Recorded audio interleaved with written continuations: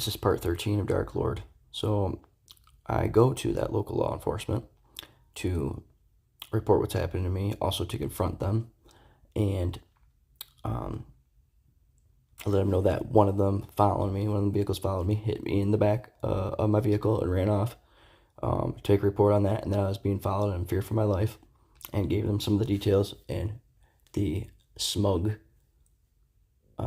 chief says, "Oh yeah, is that right?" I said, "Yeah, I think it's community outsourcing policing strategies that's doing it, and you guys are involved." And I said, "I want to make a report." He goes, "Okay, well we'll have an officer call you."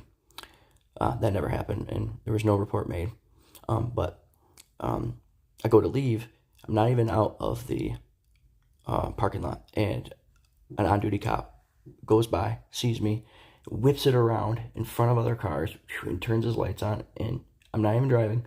Pulls right in front where I was parked, and turns on his headlights. And he says, "You know you're not supposed to be driving," because at this point I don't have a license, but I'm parked right at the police station trying to report my life's in danger. And he goes, "I'm towing your vehicle." I said, "What?" I go at him for a little bit, tows my vehicle, and won't let me get it out until the next day so they could search it or plant stuff, whatever they were trying to do, put a tracker, I thought, but it comes to find out it was only through my phone that I know of. Because when I would leave my home, I would sometimes leave my phone, and they had a hard time trying to follow me. They had to have been watching as I left, when I left my phone.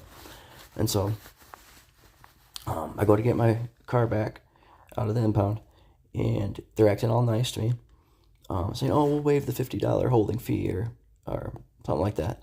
And I was like, "Oh man, maybe they're finally coming around." And I go to look at my trunk later that night, and I have a safe in my trunk with a nice U-Haul deadbolt on it. And they had torched it and also cut it with bolt cutters and just left it in my trunk. And however,